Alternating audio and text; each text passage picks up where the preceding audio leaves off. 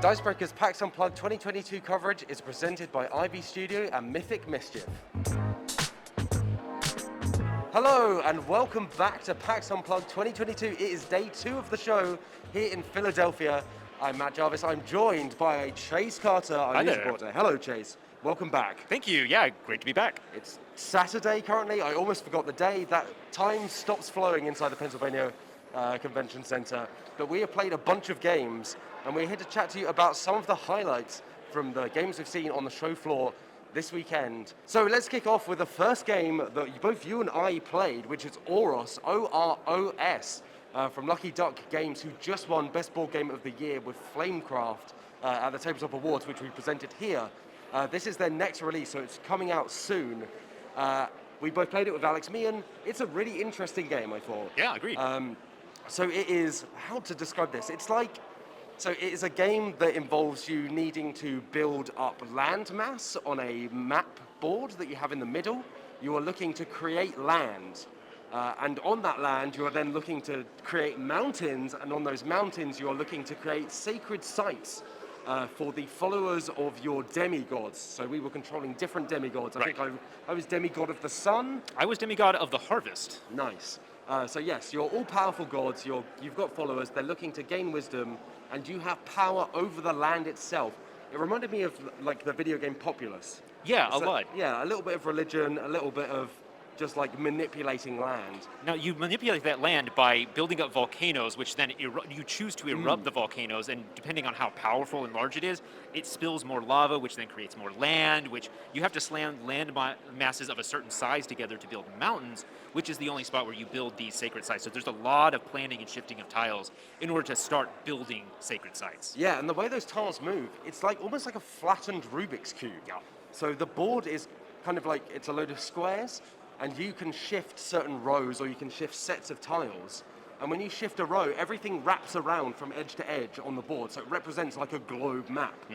Mm-hmm. And you're like on a Rubik's Cube, you shift an entire row to try and line up these different land tiles. And then when you shift them, like you say, you can have volcanoes that create them. You also get basically like tectonic plates slamming into each other. Because if you slam certain land tiles into each other, they will create these mountains.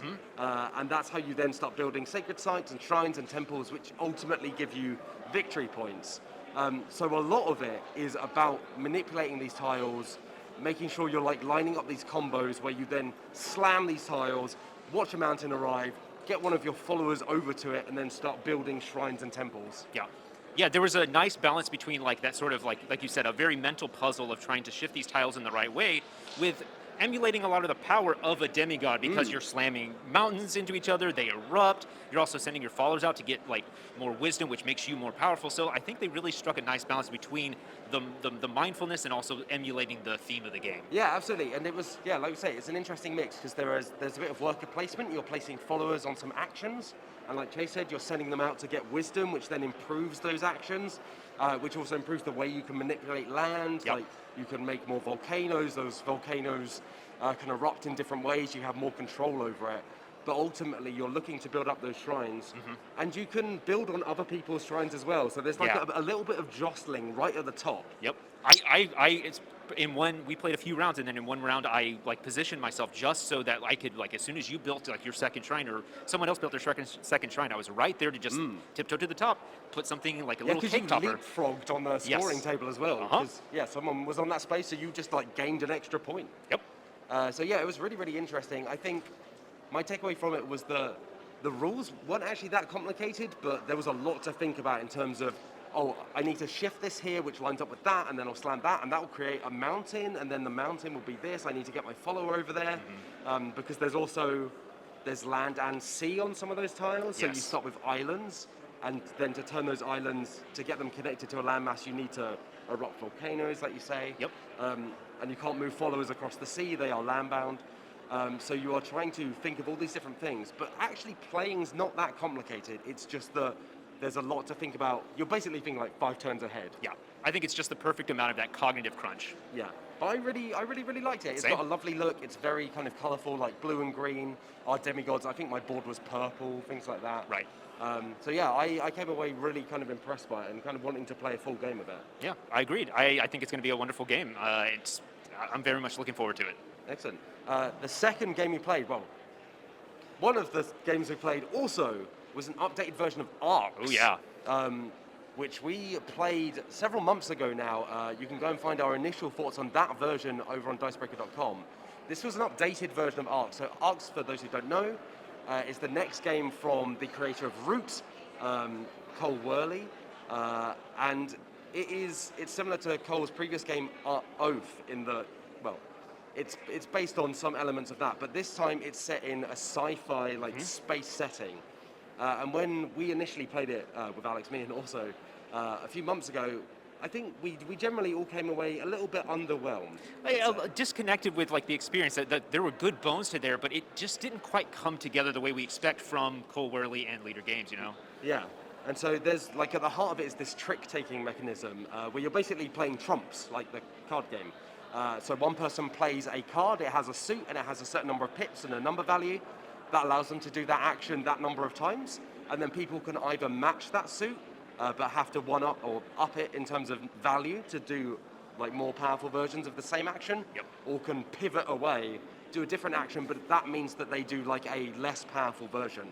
And that's like a really interesting mechanism. Yes. But the problem was that then didn't really get paired with much in way of like any kind of narrative. Like it just felt a little bit like there was something missing on the table. This is the older version. Right.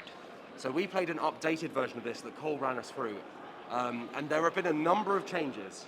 So one of the biggest changes is that now there are specific things that they call ambition, which are specific scoring objectives each round that folks can trigger by basically betting on like a particular type of action that they're going to do. Yeah, it's a bit of a gambit because whenever you play that card, it's only the leading card can do an ambition, and it turns the score on that card to 0, which means you get to put like a stake in the ground and say, I think I'm going to score big on this sort of objective.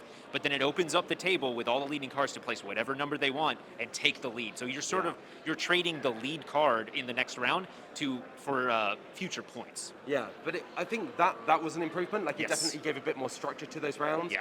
The other thing that one of the other things they've done is kind of build out rules for terror. So if you destroy cities now, it will cause you to generate terror, and you basically become evil. You become like an evil spacefaring warlord. And no one wants to trade with you. So if you have certain resources, if you destroy a town or a city on a planet that has a certain resource, you can no longer gather those resources because no one wants to trade with you. You are now a galactic warlord and have a reputation. Yeah, but the bonus of that is that there are certain like evil events, and you will then get benefits from being evil and triggering those events. So there's a reason to basically start raising across the galaxy, which again, like before, the card stuff was really fun, but it didn't feel like you were that connected to what you were actually doing in space in this universe. Yeah, it's only a few changes. They seem pretty minor when you sort of look at them on a sheet, but like I think it opens up a lot more promise to the game. There's going to be a lot more full interactions, even in that like sort of truncated, smaller solo mode. And it's worth saying, like, I think a lot more of the narrative parts we still haven't seen because a lot of those are in the campaign expansion and version of the game that is coming later on. This is kind of like the standalone single session version. So it'll be interesting to see whether that comes through in more of those, but I think this definitely, it helped alleviate some of the disappointment that I think I certainly had from playing that early demo of it. Very much the same. Yeah, I'm very much more hopeful for the final version because it looks like Worley has listened to the feedback from the community, because I think like ours was shared by the sort of larger tabletop community, and he's really taken it to heart and made some really important and consequential changes. Yeah, so I'm really intrigued to just see how it continues to evolve. Yep. So, and then the third game we're going to talk about is something you checked out, Chase. Oh yeah. And then you showed me, and you showed everyone on team, but it is very cool. Yeah, so this is a little adventure by Brian Stauffer for the Mouse Ritter RPG, which Mouse Ritter is by Isaac Williams. So this is an adventure by a third-party designer, and if you wouldn't mind taking the mic for a second. It is incredible because it folds out like an origami adventure to show more information, and then you can fold it out again to get to like the items and adventures, and then you can fold it out another time to get to like some of the monsters and stuff. And then a last fold brings you right back to the beginning. It's an incredible design and is like very wonderful. It's called Sanctum of the Ori Magi. Good pun work. Yeah, like, super that's good fun. And so, like, just like Mouse Ritter, since everything's to scale, you'll have like, papercraft monsters, little fold-up frogs that you're going to be encountering, and like paperclip weapons that you can put on your mouse. So like everything follows through very thematically. I think it's just a wonderfully clever design. It's awesome, and it's worth saying, Mouse Ritter, great RPG. Oh yeah, I'm a huge absolutely. fan of Mouse Ritter, and like just seeing invention like this in just an adventure. Yeah, Advention. We're gonna make it a thing. yeah, we'll coin it. But yes, like Sanctum of the Ori Magi, I believe it's also on itch. It's on Brian Stauffer's itch page, so you could probably find a print and play version and fold it up yourself if you're feeling adventurous. But it's just a very clever thing. I love it. Awesome. Yeah. We'll be back with more games in a moment, but first of all, a word from our sponsors.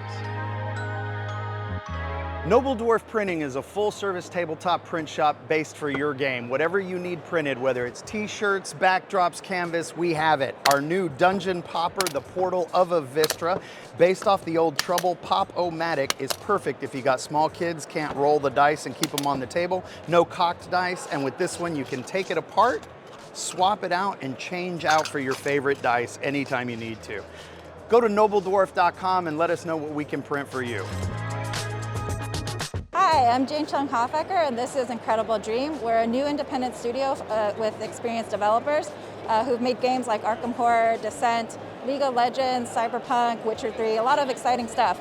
And this is Kinfire Chronicles Night's Fall. It's a cooperative campaign game for 1 to 4 players. We launched it this summer on Kickstarter, and it's available for pre-orders on BackerKit. You can go to kinfirechronicles.com. We're planning to ship next year, August 2023. So please check it out, and we can't wait to see you at our table. The next game was one that I played. You saw a little bit of, but I sat down and actually played a few rounds of it. It's a game called Mantis Falls, which is really, really intriguing. So, Mantis Falls is a hidden role game. So folks who know hidden role games like Werewolf, The Resistance, Coup. Avalon, things like that, exactly. Yeah. Normally these are games that play with like a fairly high player count, because they're designed for a whole group to work out like who the one traitor is among them. Yep. This is a game that only plays with 2 or 3 people. That's tiny. That involves hidden roles. Yeah. And the theming is really interesting. So, depending on whether you're 2 or 3 people, you are either a witness running, or who's seen something really bad happen and needs to get out of a city in order to basically not get, taken out, silenced. And either the person or persons with you could either be another witness, so if you're playing with 2 players, you could both be witnesses, but you don't know, or they could be an assassin, they could be the assassin who is out to silence you. So with 3 people, one of you is always the assassin. With 2 people, you don't know if the other person across the table is trying to escape with you, or if they are trying to take you out. That's clever. It's really smart, and then this then plays into the game itself. So you are making your way towards the edge of the city. You are moving across a series of cards, and as you go across those cards, certain events will happen. And one of the key things is a lot of these events are unseen, is the terminology they use. So if they're seen, you reveal them. Everybody sees what's happening. If they're unseen, only you read it. And that applies even if it takes effect. You still do the stuff, you put it away, because you have the chance to stop events from happening if you deal them enough wounds. So you can convince people to help you out. You can be like, oh, something real bad's gonna happen. It's gonna happen to you and me. It's gonna affect us both. Please, help me out on this. We're both gonna get stung. And that will then get them to use certain cards. So cards will damage, events.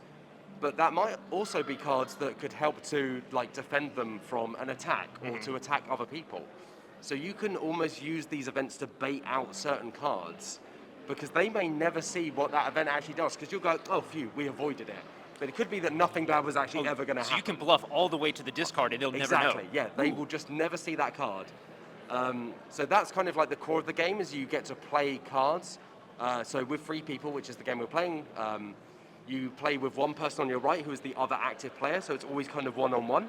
And then the other person is a bystander, so they kind of get a more limited set of actions, but they can't be targeted. That's so great that someone just sits to the side and watches something that they might have been able to take care of just play out with no power to interrupt. Yeah, it also means that the 2 and 3 player games are quite similar, so Right. if you play one, you can kind of get a good grasp on the other.